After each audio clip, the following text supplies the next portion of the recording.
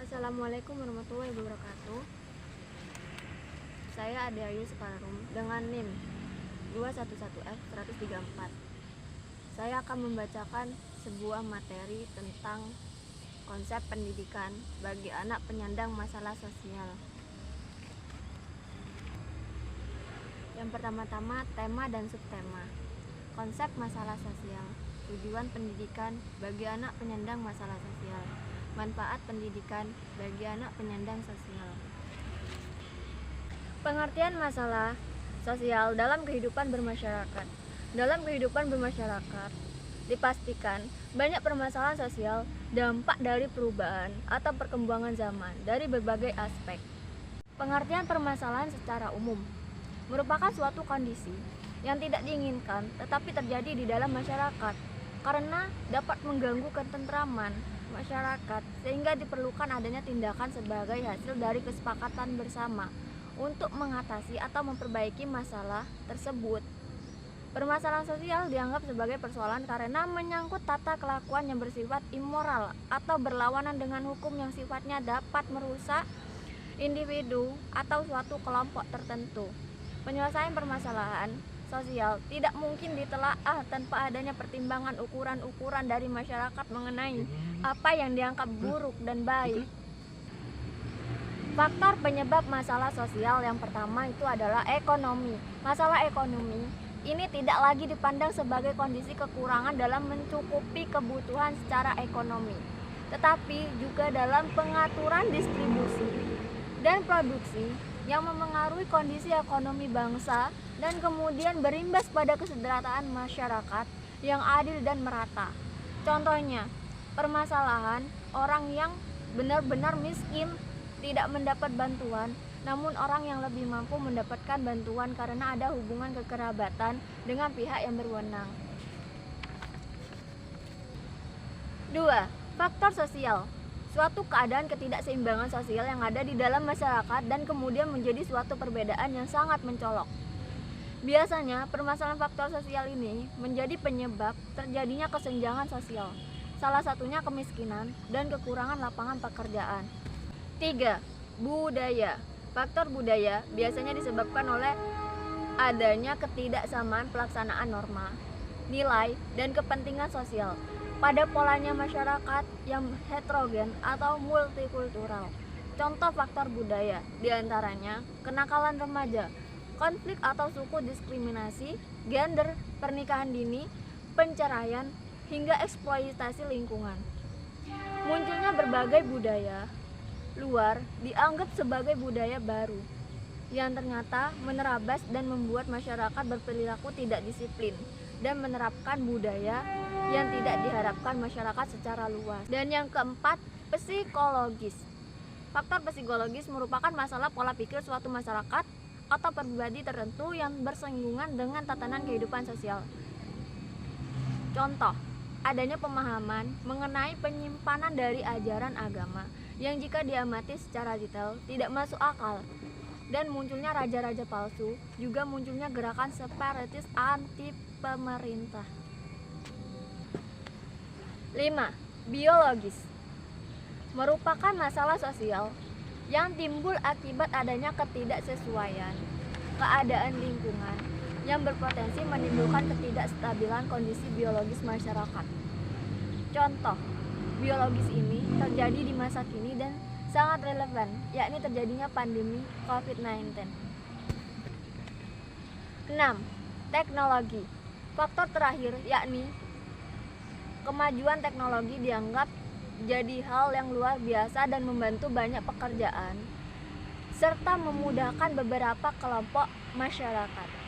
Akan tetapi tak serta-merta teknologi menguntungkan semua pihak.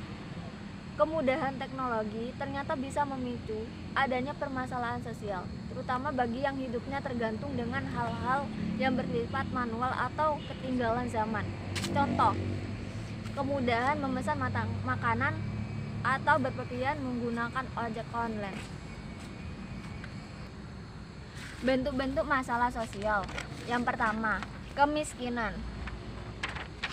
Kemiskinan merupakan suatu kondisi di mana terjadinya ketidakmampuan memenuhi kebutuhan dasar seperti makanan, pakaian, dan tempat berlindung, serta kesehatan. Sulitnya akses terhadap pendidikan dan pekerjaan. Saat ini, masalah kemiskinan menjadi masalah global yang dialami oleh beberapa negara. Masalah kemiskinan masih menjadi permasalahan sosial di Indonesia. Survei menunjukkan bahwa ada kenaikan pengangguran di Indonesia mencapai 2,67% dari jumlah awal, yakni sekitar 28 juta orang, atau sekitar mengalami kenaikan 9,77 juta orang, dengan tingkat pengangguran terbuka 7,07% karena dampak pandemi COVID-19.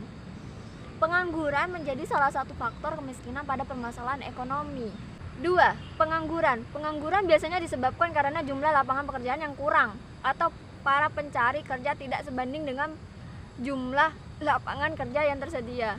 Pengangguran menyebabkan munculnya kurangnya produktivitas, menurunnya pendapatan masyarakat, dan menyebabkan masalah kemiskinan secara global. Tingkat pengangguran yang terlalu tinggi juga jadi permasalahan sosial karena akan menyebabkan kekacauan politik, kemampuan, dan sosial sehingga mengganggu pertumbuhan dan pembangunan ekonomi. 3.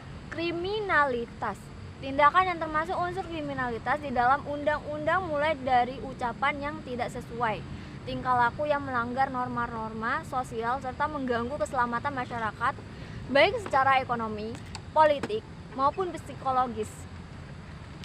Kriminalitas berkembang karena berkembangnya teknologi dan meningkatnya pertumbuhan suatu negara. Contoh, karena masalah pengangguran maka tindakan kriminal bisa terjadi. Contohnya lagi, mencuri atau menjamret demi bisa memenuhi kebutuhan sehari-hari. Terjadinya pembunuhan karena adanya kecemburuan dan kesenjangan sosial dan lain sebagainya. Adanya tingkah laku kriminalitas dianggap sebagai suatu bentuk kriminalitas sebab hal ini dirasa sudah membudaya dan sudah menjadi rahasia umum yang dapat ditebak. Misalnya praktik korupsi, uang pelicin, atau suap untuk mempercepat penyelesaian masalah, tanda bakti atau gratifikasi, dan lain sebagainya. Yang nomor 4, kesenjangan sosial merupakan suatu kondisi di mana ada ketidakseimbangan sosial yang terjadi di dalam masyarakat yang kemudian menjadi suatu perbedaan yang mencolok. Faktor kesenjangan sosial umumnya terjadi karena adanya kemiskinan dan kurangnya lapangan pekerjaan. Kesenjangan sosial menyebabkan terjadinya kecemburuan sosial yang bisa meledak menjadi konflik sosial. Di Indonesia sendiri telah terjadi berbagai macam konflik sosial. Contohnya konflik horizontal. Beberapa konflik sosial yang terjadi di Indonesia juga terjadi karena adanya sentimentif suku, agama, penduduk asli, dan pendatang, dan lain sebagainya. Akibat muncul konflik terbuka yang memberikan dampak pada relasi sosial sehingga memunculkan stigma, prasangka, dan sentimental yang berujung kecemburuan sosial. Yang kelima, penyakit, pandemi, dan endemi. Penyakit bisa menimbulkan terjadi permasalahan sosial. Munculnya pandemi COVID-19 membuat berbagai masalah sosial baru yang berdampak pada masalah ekonomi, kriminalitas, dan lain sebagainya. Munculnya penyakit baik pandemi maupun endemi ini menjadi berbagai fasilitas kesehatan kurang bisa diakses karena adanya berbagai batasan, sehingga akhirnya banyak masyarakat yang tidak tertolong. Kekurangan pangan karena banyak lapangan kerja yang ditutup karena berbagai aturan pembatasan.